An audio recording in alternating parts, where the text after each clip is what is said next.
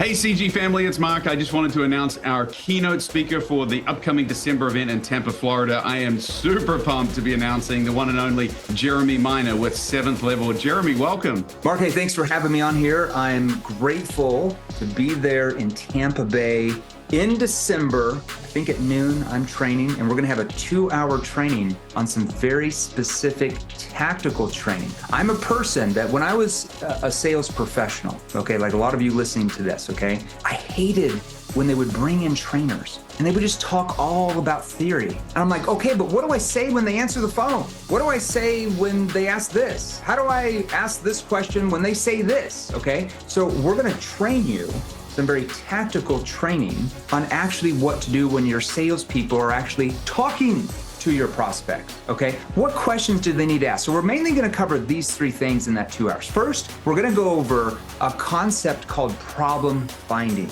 Now, all of you have heard, if you've read any book, like if you see me right here, you see a lot of these books back here, okay? These are all from the sales gurus behind me, all right? And they all talk about you gotta be a great problem solver. Well, that makes a lot of sense, but until the prospect purchases from you, okay, or lets you buy their home in your case, you're not really solving their problem. So you can't really problem solve until the prospect purchases what you're offering or allows you to purchase their home, if that makes sense, okay? So now we have to be even better at what's called problem finding.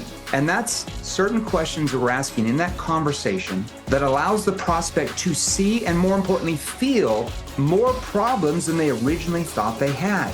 Because let's all be real, when you call your prospects, even though they might have booked with you or came in from an outbound lead or inbound lead, some of them, most of them might think they have a problem, but they don't really know how bad that problem really is, right? Or maybe they don't understand the consequences of what will happen if they don't do anything about solving that problem. So we're gonna teach you different problem finding skills and questions you can use that's gonna start building a gap in the prospect's mind from where they are compared to where they need to be, all right? So that's the first thing we're gonna do. How do you problem find? How do you become a problem finder and problem solver, not a product pusher? Major difference in the scale of your company, the way your company can grow once your salespeople actually understand that. Okay, the second thing we're gonna go over is, okay, now that we've got them on the phone, we've got them on the Zoom, we've got them in their home, what are the right questions we need to ask, but also at the right time? And more importantly, with the right tone. What do I even mean by the right tone? Can you just ask it randomly?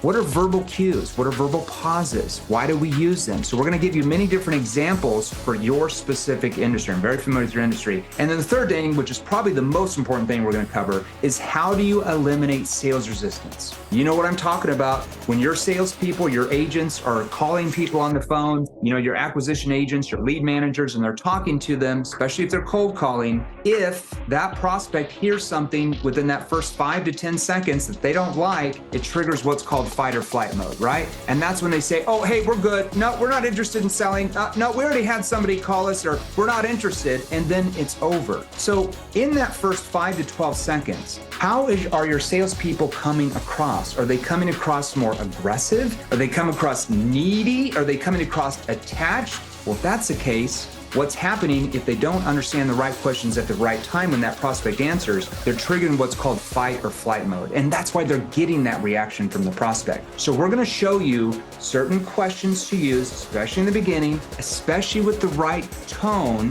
that triggers the prospect to let their guard down long enough to become open to actually having a conversation. And can you imagine once your salespeople learn just that one skill, the amount of homes you'd be able to purchase compared to what you're doing now? So those are the 3 things that we're gonna talk about and really train about. It's gonna be very, let's say, interactive, because my main point of being here is for you to walk away knowing what to do, not just bewildered and having no clue. Does that make sense, Mark? That's what we're gonna cover. Mate, we're so excited about this because it's not just a keynote, guys. This is a keynote presentation that is a workshop and an active training session. You can see Jeremy not only has passion for sales, but he also knows our industry and is extremely familiar with real estate. Hey, Jeremy, for those that want to get to know you a little bit better or kind of preemptively go and follow you, how can they get in touch or follow follow. Just have them follow us on our Instagram account. We've got a couple 100,000 followers on that account. It's Jeremy Lee Minor. So